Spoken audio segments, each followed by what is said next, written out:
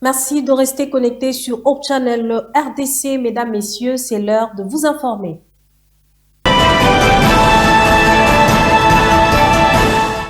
Ouverture ce lundi 11 mai de la session de mi-année de l'Église adventiste du 7e jour du Congo-Ouest dans son siège à Kinshasa. Ces assises réunissent le responsable ecclésiastique et administratif autour de l'évaluation des activités missionnaires et institutionnelles de l'Église.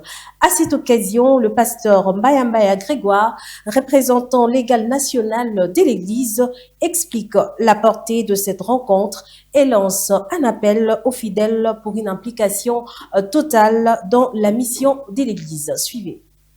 Oui, effectivement.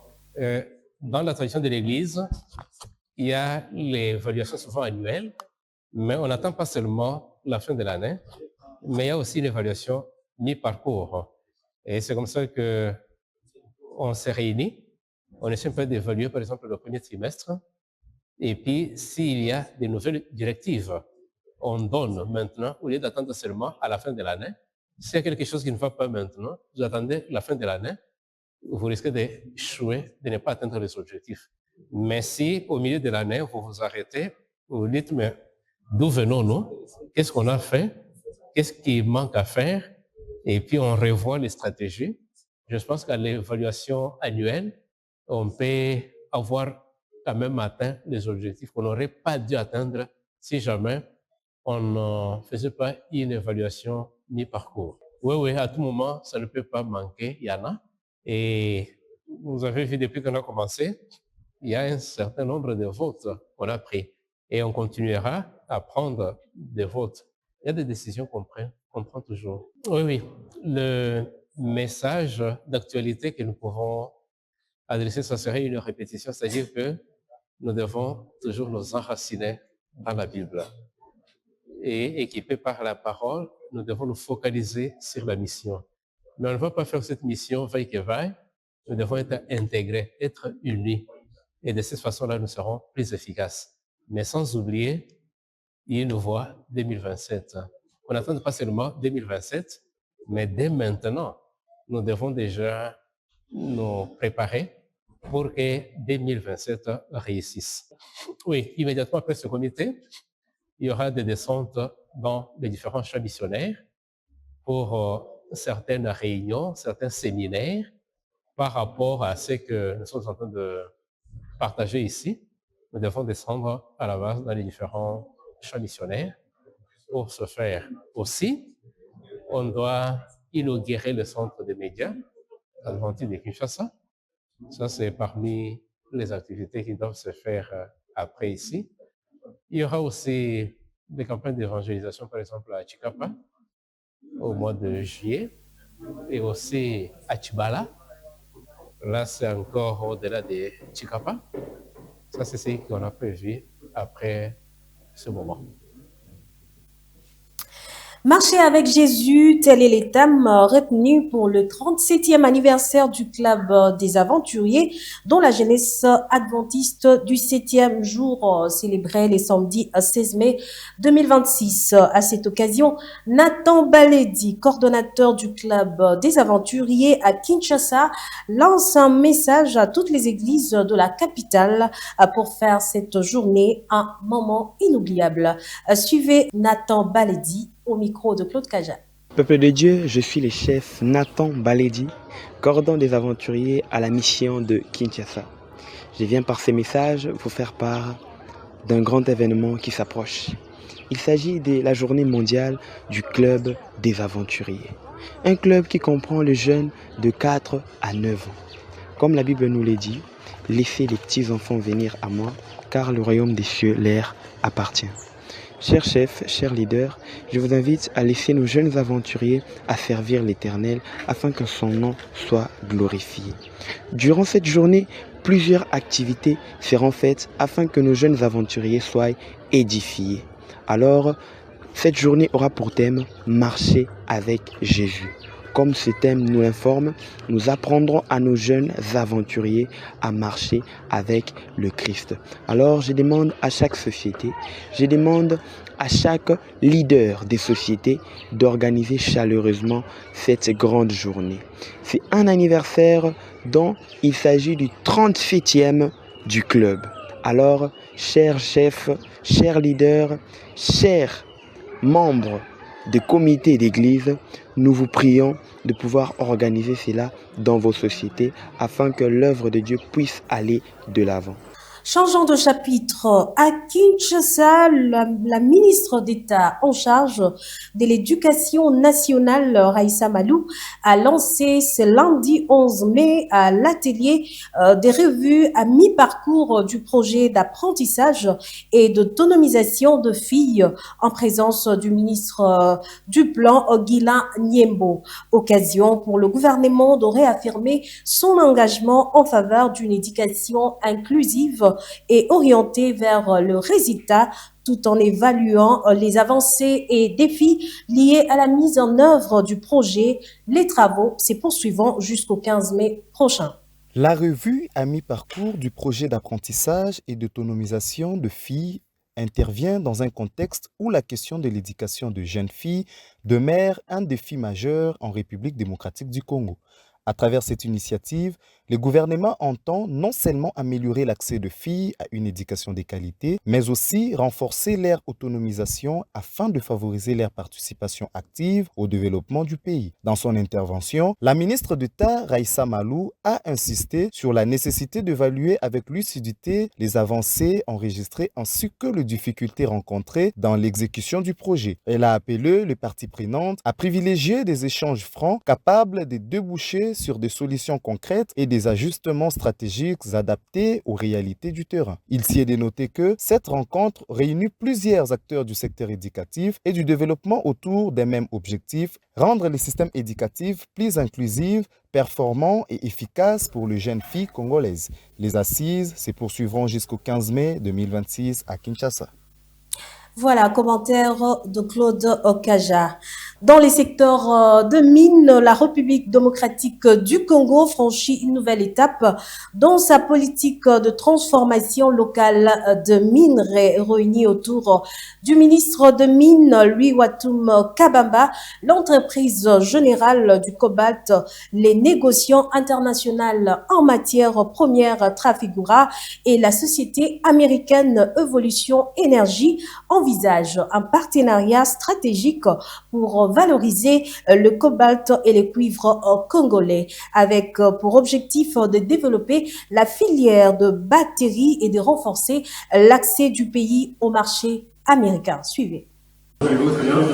Dans le cadre de ces audiences hebdomadaires, le ministre des Mines, Louis Watum Kabamba, a reçu ce mercredi 6 mai 2026 une délégation de l'entreprise générale du cobalt, EGC en sigle, conduite par son directeur général, Eric Kalala, accompagné des responsables de Trafigura et Evolution Energy. Les échanges ont porté sur le renforcement du partenariat autour de la transformation du cobalt et du cuivre congolais légalement produit par EGC conformément à la vision du président de la République, Félix-Antoine Tshisekedi Tshilombo. Le directeur général de l'EGC a indiqué que ce partenariat vise notamment le développement des capacités locales dans la chimie des batteries, la transformation du cobalt en sulfate et en métal destiné aux industries des batteries et de l'aérospatiale. Partenariat avec Evolution et avec Trafigura, c'est de quoi? C'est d'améliorer d'abord nos connaissances dans tout ce qui est chimie des batteries, dans tout ce qui est transformation de nos ressources, dans le cobalt, en sulfate pour l'utilisation dans les batteries, mais aussi en métal pour l'utilisation dans l'aéronautique. Donc nous voulons améliorer, augmenter nos capacités, nos compétences. Il a également rappelé le lancement des exportations via le corridor de l'Obito ainsi que la diversification des échanges commerciaux avec les États-Unis. À Kinshasa, Kinshasa a accueilli les travaux du segment politique de haut niveau sur les financements durables de l'éducation et de formation. Durant 3 jours, autorités, experts et partenaires ont échangé sur le mécanisme de soutien au système éducatif congolais. Les assises se sont clôturées par l'adoption de la déclaration de Kinshasa. Suivez ces commentaires. Déclaration de Kinshasa sur le financement durable de l'éducation et de la formation en République démocratique du Congo. Les participants ont adopté une déclaration majeure sur le financement durable de l'éducation en République démocratique du Congo, articulée autour de 11 engagements clés. Renforcer progressivement le financement de l'éducation et de la formation. Améliorer l'efficacité de la dépense éducative. Consolider la gratuité de l'enseignement primaire. Améliorer la gouvernance et la coordination du secteur. Investir dans la qualité des apprentissages et des enseignants. Promouvoir une éducation inclusive et équitable. Renforcer la formation, l'innovation et le numérique. Renforcer l'appui des partenaires techniques et financiers. Appeler à la mobilisation de tous les acteurs. Lancer la stratégie sectorielle intermédiaire de l'éducation et de la formation 2026 à 2030. La stratégie sectorielle intermédiaire de l'éducation et de la formation comme cadre de référence pour la planification, la mobilisation de l'utilisation efficace des ressources du secteur. À travers cette déclaration, les signataires réaffirment que l'éducation est un droit fondamental et un pilier essentiel du développement durable, de la cohésion sociale et de la résilience en République démocratique du Congo. Parlons environnement dans ces journaux. Le gouvernorat de Kinshasa a lancé le programme Génis dédié à la gestion environnementale et à la salubrité urbaine. Cette initiative prévoit des actions d'assainissement ainsi que de travaux d'entretien de routes dans plusieurs communes de la capitale. Les autorités provinciales présentent ces projets comme une réponse aux défis liés à la gestion des espaces urbains. Politique de la République démocratique du Congo. Parmi les problèmes qui gangrènent les voies publiques de la ville de Kinshasa, il y a entre autres l'ensablement de la chaussée et des trottoirs, le bouchage des caniveaux et ouvrages d'assainissement, la poussée des herbes sauvages, pour ne citer que cela. Dans le cadre de la mise en œuvre du programme d'action Kinshasa et Zobonga porté par le gouverneur Daniel Bumba Lubaki, le gouvernement provincial de la ville de Kinshasa vient de lancer une nouvelle approche d'assainissement de la voirie urbaine appelée gestion environnementale normalisée d'intervention et de salubrité, Génie son sigle. L'objectif principal de cette nouvelle donne est d'améliorer durablement l'efficacité des opérations d'assainissement urbain et réduire les risques des inondations à Kinshasa. Plusieurs axes sont concernés. Le processus de l'expansion sur toute l'étendue de la ville est en cours. À ce numéro de l'hebdo des infrastructures, nos caméras ont balayé les travaux sur 2 axes où les travaux ont effectivement été lancés.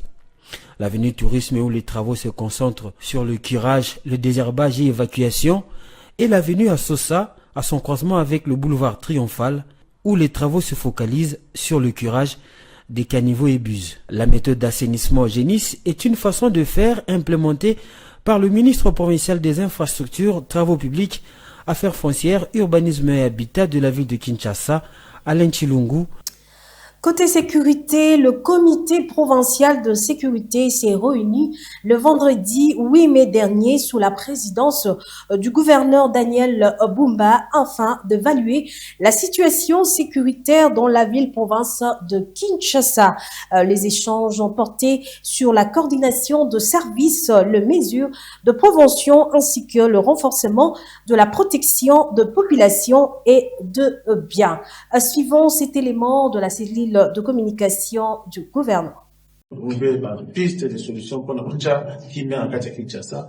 Et bien, dans Kinshasa, tout le monde qui met ses côtés, ceux qui vont aller bien, ma campagne, sur la ville d'Angoua et Bosso, il y a ma campagne, la kidnapping, les lois de Kinshasa, pas pour le verre à soutien, parce que c'est là qui, tout le monde de la monde, qui s'en est campagne.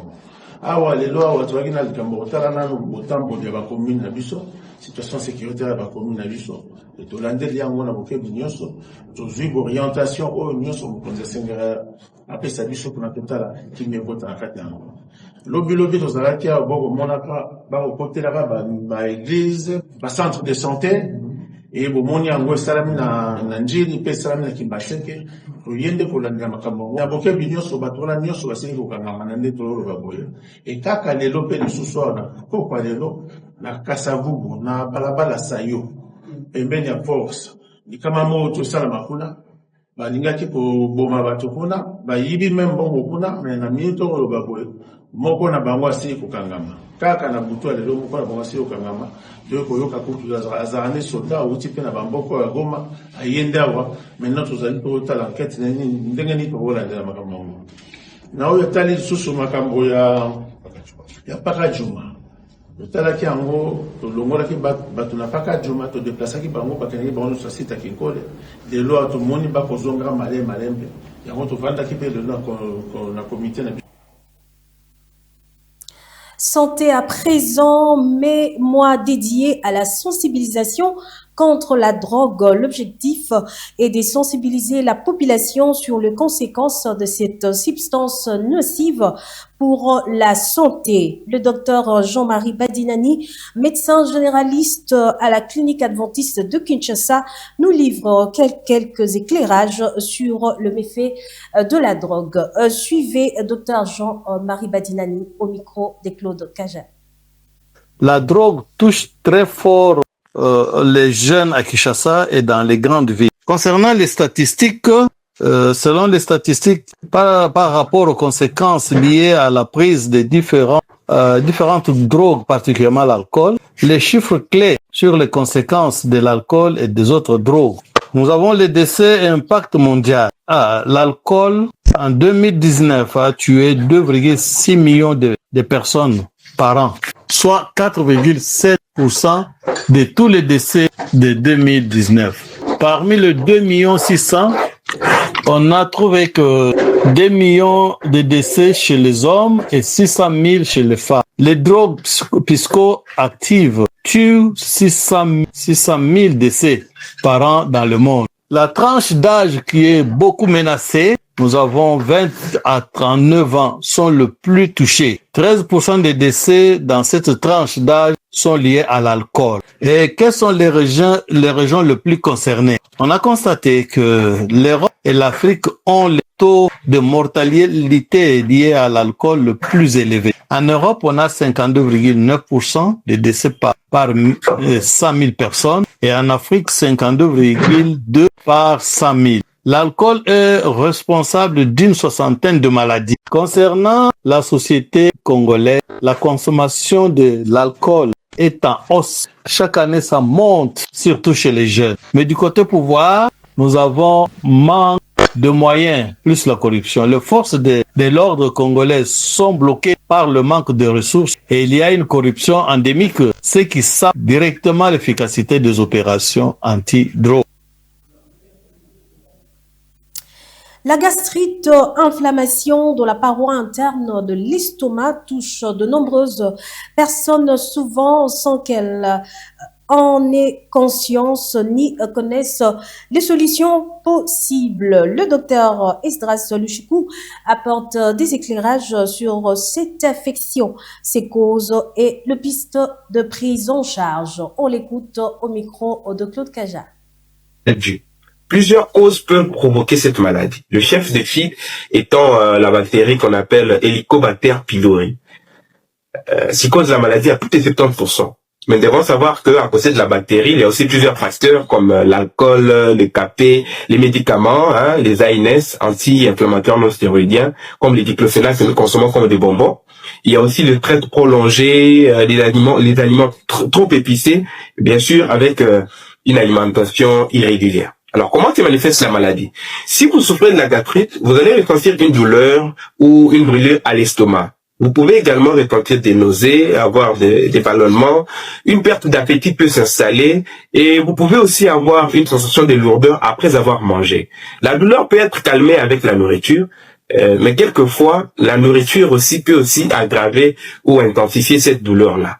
Alors, quand vous irez consulter, les médecins peuvent demander des tests de sang ou de sel pour rechercher la bactérie. Il peut aussi demander une fibroscopie, ça veut dire une petite caméra qui va introduire à l'intérieur pour voir ce qui se passe à l'intérieur. La bonne nouvelle est que la gastrite se soigne et le traitement dépend de la cause. Qu'est-ce qu'on fait? On donne des antibiotiques s'il s'agit de l'infection. On donne des médicaments pour diminuer l'acidité qui est produite au niveau de l'estomac. On proscrit les médicaments irritants et bien sûr, on instaure des habitudes alimentaires convenables. Parlons sport avant de nous quitter. À quelques semaines de son entrée en lice à la Coupe du Monde 2026, la République démocratique du Congo a dévoilé le programme de préparation de sa sélection nationale. Les Léopards entameront leur stage à Kinshasa avant de poursuivre leur préparation à travers plusieurs rencontres amicales internationales. Les détails sont à découvrir dans cet élément. Note d'information relevant du domaine des sports et loisirs. Le ministre des Sports et Loisirs a présenté une note d'information relative à la préparation de l'équipe nationale, les Léopards A, à la Coupe du Monde FIFA 2026. Il a indiqué que le calendrier définitif de la préparation des Léopards à la 23e édition de la Coupe du Monde est à ce jour complet. Cette préparation sera lancée le 26 mai 2026 à Kinshasa. Une séance d'entraînement populaire est prévue au stade Tata Raphaël dans la matinée pour communier avec le public avant que nos léopards reçoivent leur décoration au cours d'une cérémonie qui sera organisée par la chancellerie des ordres nationaux et la remise du drapeau national au capitaine de la sélection par le président de la République. Le calendrier prévoit le départ de Léopard le 27 mai prochain pour la Belgique où ils vont affronter en amical le Danemark le 3 juin à Liège. Ensuite viendra l'équipe de l'Espagne où un second match amical est prévu face au Chili le 9 juin. Ce stage de préparation se poursuivra aux États-Unis d'Amérique à partir du 11 juin à Houston, ville qui va accueillir le 17 juin notre premier match de la compétition face au Portugal. Par ailleurs, le ministre des Sports et Loisirs a rassuré que toute la procédure d'obtention des visas en faveur des Léopards a été accomplie et les dossiers ont été transmis à la FIFA pour finalisation. Le point a été fait sur l'avancement des processus d'obtention de visas pour les supporters et animateurs et de la mise à disposition d'un quota des billets d'accès pour l'ensemble des 3 premiers matchs des Léopards dans cette compétition. Afin de marquer notre retour à cette grande fête du football mondial, il est prévu la création et la mise en place à travers les grandes villes et agglomérations du pays des fan zones. L'accompagnement du gouvernement a été sollicité quant à ce. C'est la fin de cette édition du journal coordonné par Arthur Moulumba, réalisé par Richard Kapuku. Mesdames, Messieurs, merci de l'avoir suivi.